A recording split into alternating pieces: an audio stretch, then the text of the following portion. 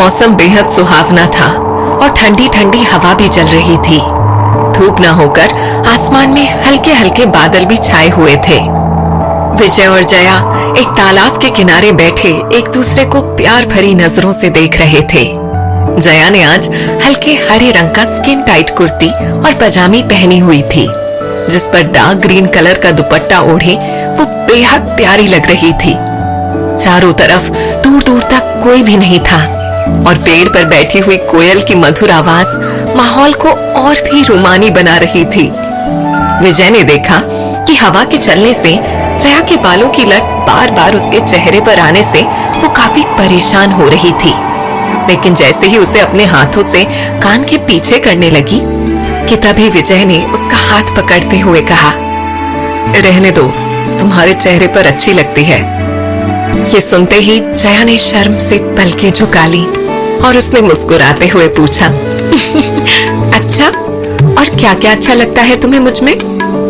विजय ने जया को बेहद प्यार से देखते हुए कहा, अगर तुम ये पूछोगी कि क्या नहीं अच्छा लगता तो बताना थोड़ा आसान हो जाएगा। उसकी बात सुनकर जया ने हैरान होते हुए पूछा, अच्छा जी, ऐसा क्यों? क्योंकि जो अच्छा लगता है अगर वो बताने लगा तो सुबह से शाम हो जाएगी। बहुत लंबी लिस्ट है तुम्हारी खूबियों की। विजय ने शरारत करते हुए कहा। जया ने अभी भी पलकें झुकाई हुई थी। उसने मुस्कुराते हुए कहा, तो जो अच्छा नहीं लगता वही बता दो।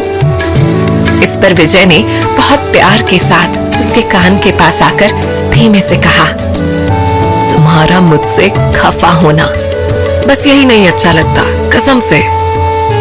जया की आंखें बंद थी और वो मंद मंद मुस्कुरा रही थी कि तभी विजय उसके और भी ज्यादा करीब आ गया और जैसे ही जया ने उसकी गर्म सांसें अपने गालों पर महसूस की तो वो तेजी से उठकर खड़ी हो गई और उसने विजय से कहा, बहुत अच्छे से जानती हूँ तुम्हारे इरादे, करीब आने के बहाने ढूंढ रहे थे, आओ अब पकड़ कर दिखाओ मुझे। ये कहकर वो वहां से दौड़ने लगी और विजय भी उसी के पीछे दौड़ता हुआ आने लगा।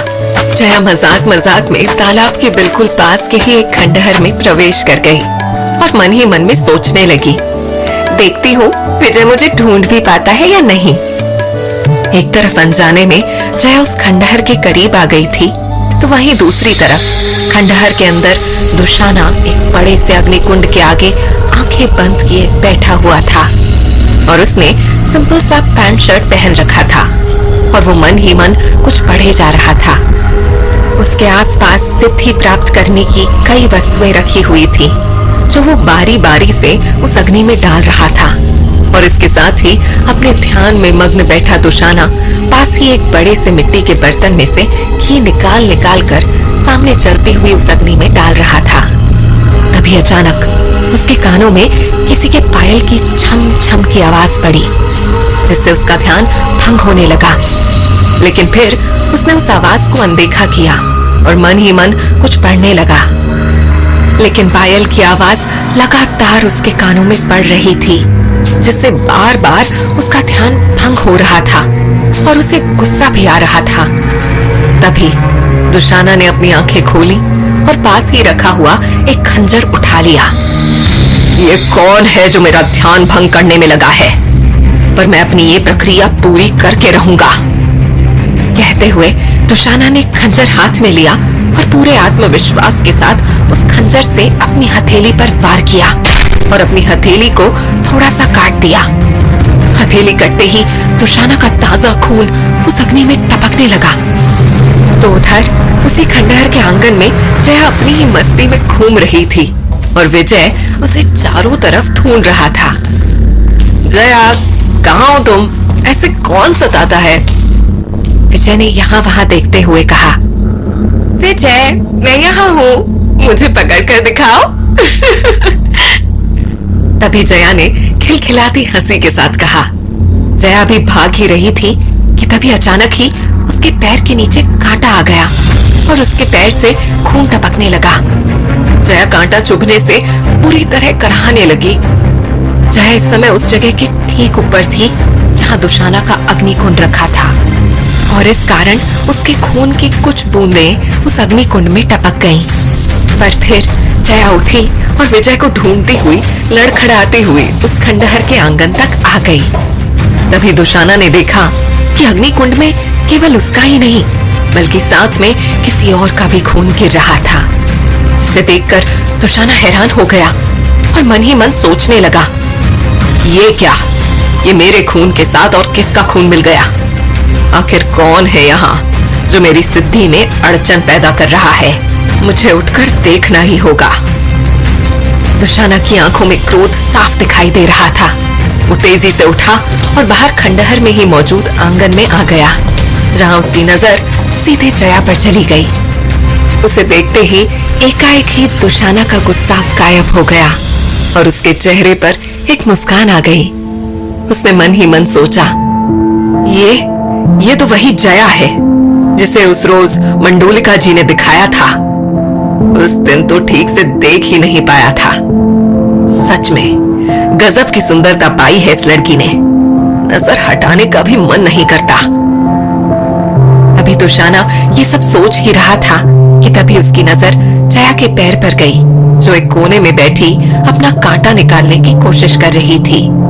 ये देख दुशाना ने मन ही मन में सोचा, ये क्या, इसके पांव में तो कांटा चुभा हुआ है और उसमें से काफी खून भी आ रहा है। नहीं नहीं, मुझे देर नहीं करनी चाहिए और इसके पैर में से कांटा निकाल देना चाहिए।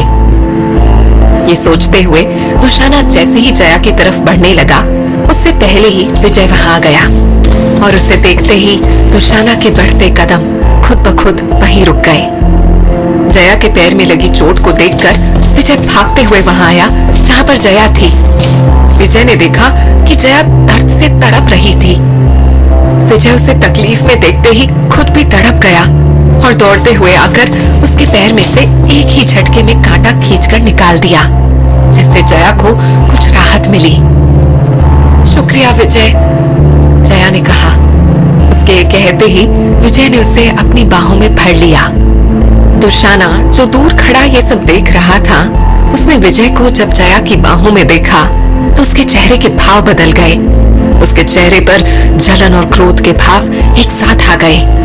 उसे ऐसा लगा जैसे उसका दिल टूट गया हो। वो अभी कुछ कहता कि तभी अचानक ही खट-खट की आवाज गूंजने लगी और देखते ही देखते रोहित और मायरा अपने उस जन्म से निकलकर वापस चाचा विद्रोही के घर में आ गए, जहां पर कोई चाचा विद्रोही के घर का दरवाजा जोर जोर से खटखटा रहा था।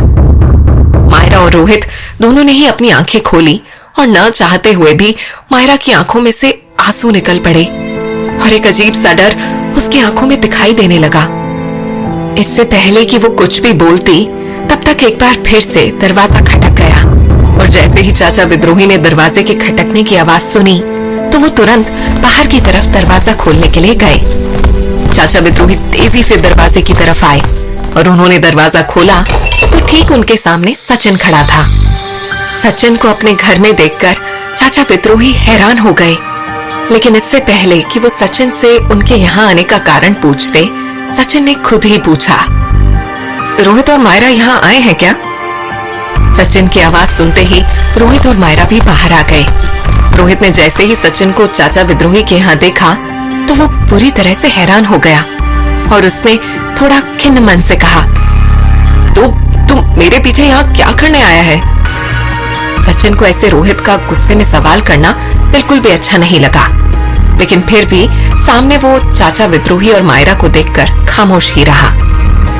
इससे पहले कि सचिन कुछ कहता, रोहित ने खुद ही कहा, अब खड़ा खड़ा मुझे देखता ही रहेगा या चलेगा भी?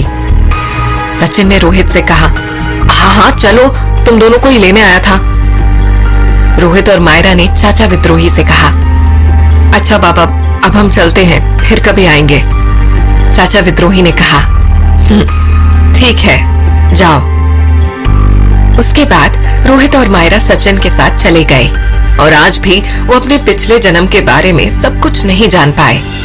तो वहीं दूसरी तरफ गांव में एक घर ऐसा भी था जिसमें सभी के चेहरे पर खुशियों के साथ साथ चिंता की लकीरें भी साफ दिखाई दे रही थीं। घर में अफरा तफरी का माहौल भी था। एक बड़े से घर के आंगन में कुछ गांव के आदमी बैठे हुए बातें कर रहे थे। उन सभी के चेहरों से साफ पता चल रहा था कि वो किसी गंभीर विषय पर चर्चा कर रहे थे। पूरा घर फूलों और रंग बिरंगे टेंट से सजा हुआ था और एक तरफ हलवाई तरह तरह की मिठाई और पकवान बना रहे थे। तभी गांव के मुखिया ने कहा, हमें आज का सारा कार्यक्रम दिन ढलने से पहले ही निपटाना पड़ेगा और बारात भी कल सुबह समय पर ही निकल जानी चाहिए, क्योंकि जितनी जल्दी जाएगी फिर उतनी जल्दी वापस भी आ सकेगी। क्यों किशन जी, आपका क्या विचार है? इस पर लड़के के बाप किशन ने कहा, आप ठीक कह रहे हैं भाई साहब। मेरे इकलौते बेटे की शादी है और मैं नहीं चाहता कि कोई भी मुसीबत आए, इसीलिए हर काम अंधेरा पड़ने से पहले ही निपटाया जाएगा। आसपास बैठे हुए सभी पुरुषों ने किशन की बात में हामी भर दी और सभी तैयारियों में जुट गए। लेकिन जो होने वाला था वो कोई नहीं जानता था। अचानक ही तेज आंधी चलने लगी और धूल मिट्टी चारों तरफ उड़ने लगी। जो मौसम कुछ देर पहले काफी सुहावना था, वो देखते ही देखते भयानक रूप में बदल गया। आसमान को चारों तरफ से घने बादलों ने घेर लिया और चारों तरफ दिन में भी अंधेरा हो गया। इससे पहले कि कोई कुछ भी कर पाता, शादी में लगे हुए रंग बिरंगे टेंट उड़ उड़कर इधर उधर गिरने लगे। हलवाइयों ने खराब मौसम देखकर तेजी के साथ मिठाइयों और सब्जियों को ढकना शुरू कर दिया, लेकिन फिर भी कई मिठाइयों में धूल मिट्टी गिर चुकी थी। जब किशन ने अपने इकलौते बेटे की शादी में इतना भयानक मंजर देखा तो उसकी आंखें भर आईं, लेकिन तभी जो उसने देखा वो उससे भी ज्यादा भयानक था। किशन ने आसमान में देखते हुए खुद से ही कहा, ये क्या? इतने सारे चमगादड़ एक साथ आसमान में कहां से आ गए? ये कैसी अनहोनी है? ढेरों चमगादड़ एक साथ देखकर सभी लोगों के मन में दहशत बैठ गई और तभी अचानक ढेरों कुत्तों के रोने की आवाजें आने लगी, जिससे चारों तरफ मनहूसियत फैल गई। जिस दिशा से कुत्तों के रोने की आवाज आ रही थी, किशन उस दिशा में बढ़ने लगा। तभी उसने अपने घर की पिछली दीवार पर एक बड़ा सा काले रंग का साया देखा, जिसे देखते ही किशन पूरी तरह से डर गया। उसके दिल की धड़कनें इतनी तेज चलने लगी मानो अभी के अभी हार्ट अटैक आ जाएगा। इससे पहले कि वो किसी से भी कुछ कहता, साया आसमान की तरफ बढ़ता हुआ गायब हो गया। ये कैसा साया था? किशन ने कांपते हुए कहा। किशन ने बदहवास होकर घर के सभी सदस्यों को आवाज देना शुरू कर दिया और देखते ही देखते घर के सभी सदस्य और रिश्तेदार वहां उसके पास आकर खड़े हो गए। उन सभी ने देखा कि किशन पसीने से तरबतर खड़ा था। उसके चेहरे का रंग पीला पड़ चुका था। तभी किशन के बेटे ने पूछा, क्या हुआ पिताजी, आप इतने घबराए हुए क्यों हैं? इस पर किशन ने कहा, घबराऊं ना तो क्या करूं बेटा, एक तो आंधी तूफान चलने से सारे टेंट उड़ गए, दूसरा देखो आसमान में कितने चमगादड़ उड़ रहे हैं, और उसके अलावा वहां दीवार पर अभी अभी मैंने एक काले रंग का बहुत बड़ा साया देखा। इससे पहले कि मैं तुम सभी को आवाज लगाता, वो अचानक से गायब हो गया। ये सुन पास ही खड़ी किशन की बीवी ने कहा, अरे कोई पक्षी होगा जो आसमान में उड़ गया होगा, आप यूं ही परेशान हो रहे हैं। इससे पहले कि किशन को जवाब देते, वहां आस पड़ोस के और भी लोग जमा हो गए और तभी उसमें से एक आदमी ने कहा, किशन जी बिल्कुल ठीक कह रहे हैं, अभी कुछ देर पहले एक साया हमारे घर की छत पर भी दिखाई दिया था और फिर पता चला कि ऐसे कुछ घर और भी हैं जिनमें वो काले रंग का साया दिखाई दिया। इस तरह से वहां मौजूद कई लोगों को अपने घरों या घरों के आसपास काले रंग का साया दिखाई दिया, जिससे गांव में और भी ज्यादा दहशत फैल गई। तभी गांव के मुखिया जो वहीं थे, उन्होंने बोला, ये सब हम नहीं समझ पाएंगे, हमें सिद्ध पुरुष के पास जाकर ही कोई उपाय ढूंढना होगा। मुखिया की बात सुन सभी ने मिलकर गांव के सिद्ध पुरुष के पास जाकर इस समस्या को बताने का फैसला लिया। थोड़ी ही देर बाद सभी एक साथ झुंड बनाकर सिद्ध पुरुष के घर पहुंच गए और दरवाजा खटखटाने लगे। सिद्ध पुरुष ने बाहर आकर जैसे ही दरवाजा खोला तो इतनी भीड़ को एक साथ देखकर हैरान हो गए। उन्होंने घबराते हुए पूछा, क्या हुआ, इतने खराब मौसम में तुम सब एक साथ, वो भी यहाँ, सब ठीक तो है गांव में? इस पर गांव के मुखिया ने कहा, कुछ ठीक नहीं है बाबा। गांव में मंडोलिका का कहर बढ़ता ही जा रहा है। जब से वो उस हवेली में से आजाद हुई है तभी से उसका खौफ चारों तरफ फैल गया है। अगर मंडोलिका को नहीं रोका गया तो हमारे गांव में भूचाल आ जाएगा। गांव के बाकी सभी लोग भी मुखिया की हाँ में हाँ मिलाते हुए एक साथ बोले, हाँ बाबा, हमारी मदद कीजिए। कुछ तो उपाय बताइए मंडोलिका से निजात पाने का, नहीं तो मंडोलिका दिन ब दिन और भी ज्यादा शिकार करती रहेगी। इस पर थोड़ा सोचकर सिद्ध पुरुष बोले, शांत हो जाइए आप सब, मैं कोई न कोई उपाय अवश्य निकाल लूंगा। आप बस भरोसा रखिए मुझ पर। इस पर एक आदमी ने कहा, आप पर ही भरोसा है बाबा, तभी तो आपके पास आए हैं। ये सुन सिद्ध पुरुष ने कहा, ठीक है, मुझे जरा वक्त दीजिए। ये कहकर सिद्ध पुरुष ने अपनी आंखें बंद कर ली और मन ही मन में कुछ पढ़ने लग गए। लगातार काफी देर तक कुछ पढ़ने के बाद अचानक ही उन सिद्ध पुरुष को कुछ अजीब सा एहसास होने लगा और बार बार उनके चेहरे के हाव भाव भी बदलने लगे। उनके चेहरे से साफ पता चल रहा था कि वो कुछ देखने की कोशिश कर रहे हैं। तभी अचानक ही उन्होंने एक झटके में अपनी आंखें खोल ली और इससे पहले कि वो कुछ बोलते, चाचा विद्रोही वहां आ गए और उन्होंने तेज आवाज में कहा, ये काम मंडोलिका ने नहीं बल्कि किसी और ने किया है। चाचा विद्रोही की आवाज चारों तरफ गूंज गई और गांव के सभी निवासी उनकी तरफ देखने लगे। सभी चाचा विद्रोही की बात सुनकर हैरान हो गए। चाचा विद्रोही जैसे ही वहां आए तो गांव के सभी लोग उनकी तरफ बहुत ध्यान से देखने लगे। चाचा विद्रोही भीड़ को चीरते हुए उन सभी के ठीक सामने आकर खड़े हो गए और उन्होंने एक बार फिर से कहा, देखिए, हमारी बात आप सभी ध्यान से सुनिए। ये जो कुछ भी हो रहा है वो मंडोलिका ने नहीं किया है। चाचा विद्रोही की बात सुनते ही सभी उन्हें सवालिया नजरों से देखने लगे। तभी उस भीड़ में खड़े गांव के मुखिया ने चाचा विद्रोही से पूछा, आप इतने विश्वास के साथ कैसे कह सकते हैं कि ये काम मंडोलिका का नहीं है? आप तो सब जानते हैं चाचा कि वो कितनी खतरनाक चुड़ैल है और अब तो वो आजाद भी हो चुकी है। इस पर चाचा विद्रोही ने कहा, हाँ, तुमने बिल्कुल सही कहा।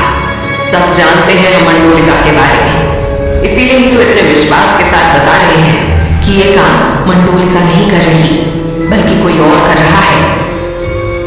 ये सुन भीड़ में खड़े एक अधेड़ उम्र के आदमी ने चाचा विद्रोही से पूछा, अच्छा, तो आप कह रहे हैं कि ये काम मंडोलिका नहीं बल्कि कोई और कर रहा है?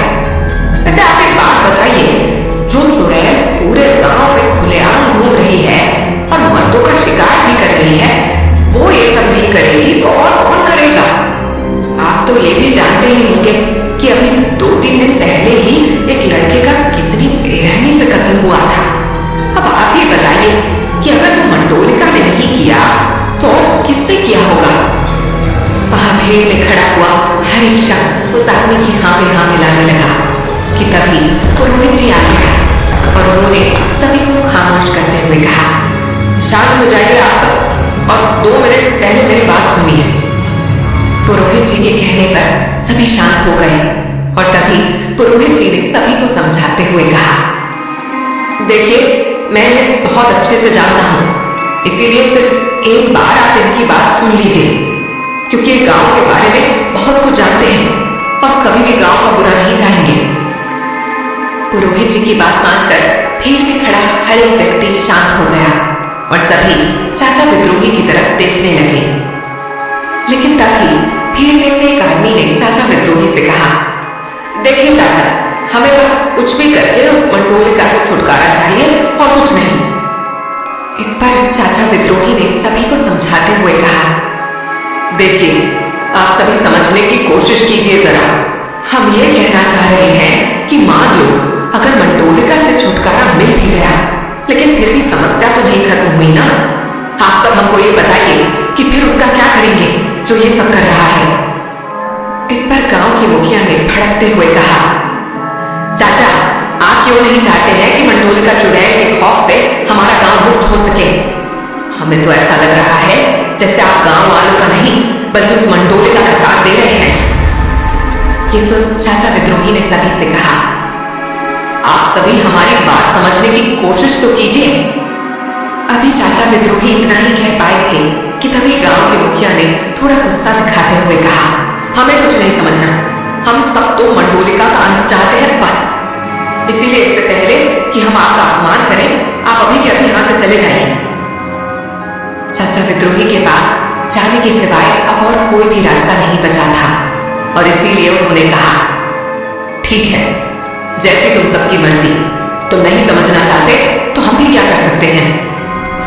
ये कहते हुए चाचा विद्रोही वहां से चले गए और चाचा विद्रोही के जाने के बाद गांव के सभी निवासियों ने एक साथ मिलकर वहीं खड़े उन सिद्ध पुरुष से गुजारिश करते हुए कहा, बाबा, अब हम सभी की तो बस आपसे ही उम्मीद है, इसीलिए आप कुछ भी करके हमें इस मंडोलिका नाम की बला से छुटकारा दिलवा दीजिए। ये बात सुनते ही उन सिद्ध पुरुष ने एक गहरी सांस ली और फिर कहा, आज मैं पूरी कोशिश करूंगा उस मंडोलिका को कैद करने की। जाइए आप सभी तैयारी कीजिए हमारी इस प्रक्रिया को करने की। देखते ही देखते सभी गांव वालों ने उन सिद्ध पुरुष के घर के आंगन में प्रक्रिया करने की हर सामग्री रख दी और सब वहीं एक साथ खड़े हो गए। तभी सिद्ध पुरुष एक बड़े से अग्नि कुंड के सामने बैठ गए जिसमें काफी सारी सूखी लकड़ियां रखी हुई थी। उन्होंने सबसे पहले वहीं पास रखे हुए बर्तन में से घी उन लकड़ियों पर डालकर अग्नि प्रवाहित कर दी और गांव वालों से कहा, मंडोलिका को कैद करने की ये प्रक्रिया बहुत कठिन है जिसमें कुछ भी हो सकता है, इसीलिए आप सभी अपना अपना ख्याल रखिए और जो घर जाना चाहे वो जा सकता है। जितने भी लोग वहां पर खड़े देख रहे थे उन सभी के चेहरों पर घबराहट साफ दिखाई दे रही थी और सभी पुरुषों ने बच्चों और औरतों को घर भेज दिया।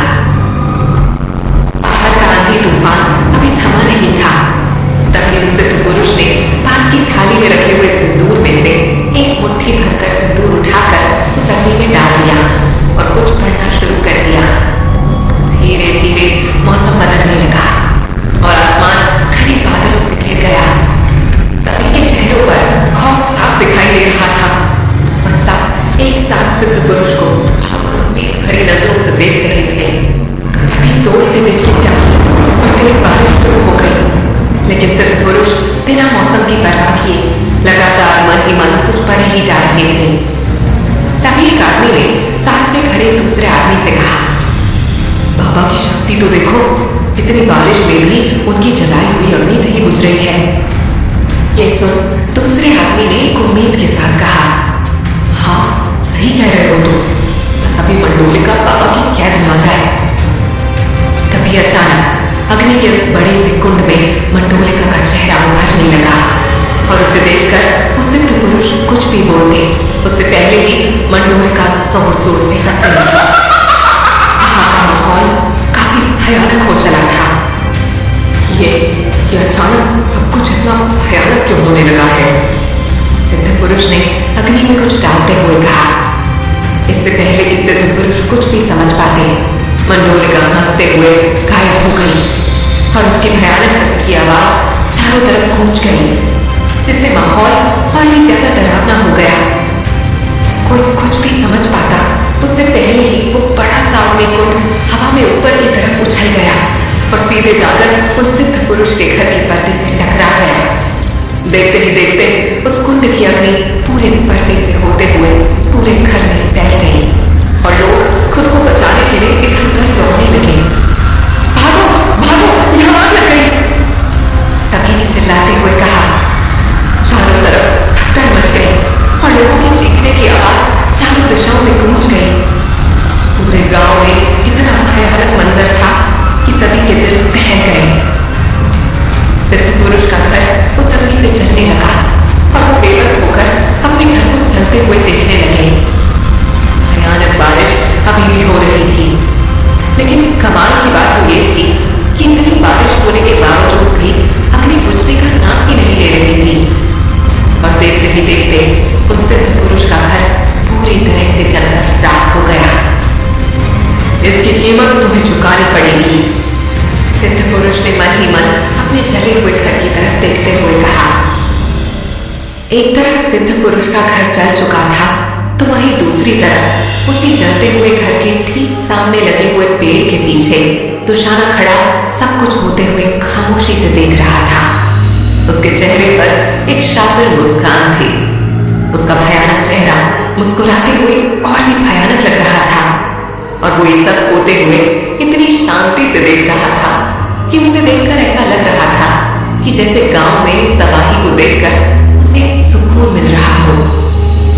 शाम हो चुकी थी और एक गहरे अंधेरे ने निशिपुर गांव को अपने आगोश में ले लिया था।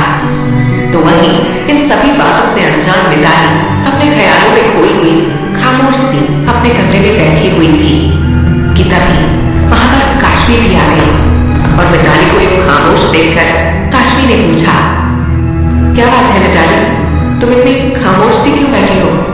कोई बात में मन में तो मुझे बताओ। काशवी के अचानक टोकने से मिताली अपने ख्यालों की दुनिया से बाहर आ गई और उसने हैरान होते हुए पूछा, अरे काशवी, तुम कब आए? ये सुन काशवी ने तबाक से कहा, बस तभी जब तुम अपने ख्यालों की दुनिया में खोई हुई थी। इस पर मिताली ने कोई भी जवाब नहीं दिया और बात बदलते हुए कहा, तुम बैठो, मैं हम दोनों के लिए चाय बनाकर लाती हूँ। ये कहकर मिताली किचन में चली गई और उससे बातें करते करते काशवी भी वहां आ गई। तभी मिताली ने काशवी से कहा, काशवी, अब तुम आ ही गई हो तो कुछ चाइनीज बनाने में मेरी हेल्प ही कर दो। मैं आज रोहित के लिए उसकी पसंद का खाना बनाना चाहती हूँ। काशवी मिताली की बात सुनकर काफी एक्साइटेड हो गई और बोली, वाह ग्रेट यार, लेकिन ये तो बताओ कि तुमने क्या बनाने का सोचा है और उस डिश को बनाने के सभी इंग्रेडिएंट्स तो है ना घर में? मिताली ने चहकते हुए कहा, सब है, और मैं सोच रही थी कि क्यों ना रोहित के लिए चाउमीन बनाई जाए। इस पर काशवी ने उसे कहा, नहीं यार, चाउमीन तो बहुत कॉमन डिश है। तुम ऐसा करो, रोहित के लिए ड्राई मंचूरियन बनाओ, देखना वो खुश हो जाएगा देखकर। मिताली को भी काशवी का आइडिया पसंद आ गया और उसने काशवी के साथ मिलकर मंचूरियन बनाना शुरू कर दिया और साथ ही दोनों बातें भी करने लगी। तभी अचानक से पुरोहित जी तेजी से दरवाजा खोलकर घर के अंदर आ गए। उनके चेहरे से साफ पता चल रहा था कि वो काफी परेशान हैं। उनके चेहरे का रंग उड़ा हुआ था और वो पसीने से पूरी तरह से तरबतर थे। उन्होंने अभी बाहर काशवी की स्कूटी भी देखी, जिसे देखकर वो और भी ज्यादा परेशान हो गए थे। वो खुद से ही बोले कि आजकल के बच्चे समय की गंभीरता और परेशानियों को समझते ही नहीं है। बाहर मंडोलिका ने इतना कहर मचाया हुआ है और ये काशवी पता नहीं हम क्या कर रही है। कल को कुछ ऊंच नीच हो गई तो हम क्या जवाब देंगे मुखिया जी को? ये सोचते हुए पुरोहित जी किचन की तरफ बढ़ गए, जहां से मिताली और काशवी के हंसने की आवाजें आ रही थी और किचन के दरवाजे पर खड़े होकर उन्होंने पूछा, तुम दोनों यहाँ क्या कर रही हो?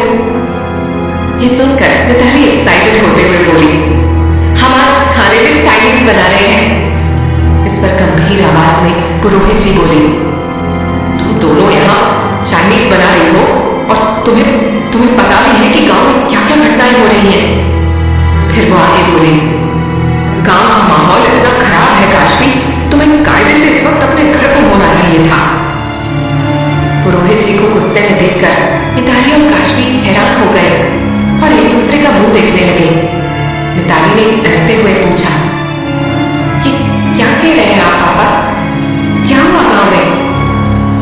अभी मिताली इतना ही कह पाई थी कि तभी पुरोहित जी ने उसकी बात को बीच में ही काटते हुए गुस्से में कहा, मैं जो भी कह रहा हूं ठीक ही कह रहा हूं और ये तो तुम भी जानती ही हो कि गांव में कितने मर्डर हो रहे हैं, लेकिन आज जो हुआ वो तो उससे भी बहुत ज्यादा भयानक था। काशवी और मिताली ध्यान से उनकी बातें सुनने लगे और मिताली ने पूछा, क्या हुआ है आज पापा गांव में? पुरोहित जी ने उन दोनों को बताया, वो जो सिद्ध पुरुष है ना, वो आज मंडोलिका को कैद करने की कोशिश कर रहे थे, लेकिन उनका खुद का ही घर जल गया और गांव में चारों तरफ मंडोलिका ने अपना आतंक मचा रखा है।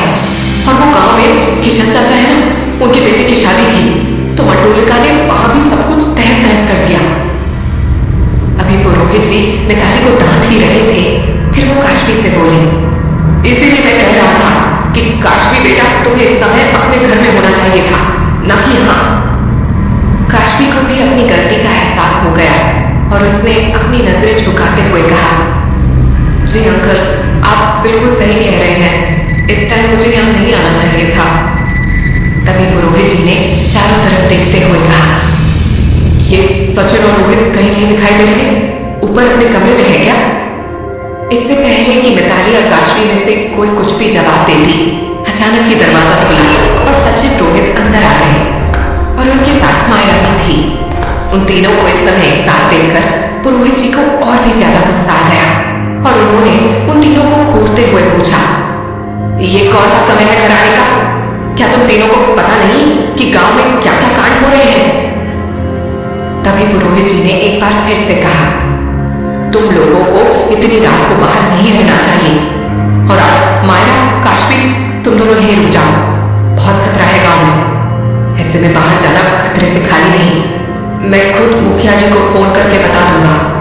इतनी रात को तुम्हारे वापस जाना ठीक नहीं है। इतना कहकर वो अपने कमरे में चले गए। एक तरफ पुरोहित जी ने सभी को घर में रहने को कह दिया था, तो वहीं दूसरी तरफ चाचा विद्रोही बेचैनी से अपने कमरे में इधर उधर घूम रहे थे और उनके चेहरे पर चिंता के भाव साफ दिखाई दे रहे थे। उनके दिमाग में गांव में होने वाली घटनाएं चलने लगी और उन्होंने मन ही मन में सोचा, कुछ नहीं समझ आ रहा है कि क्या करें। गांव में जो भी घटनाएं हो रही हैं, सभी को लग रहा है कि वो मंडोलिका कर रही है, लेकिन अब हम इन्हें कैसे भरोसा करवाएं कि वो मंडोलिका नहीं बल्कि दुशाना कर रहा है।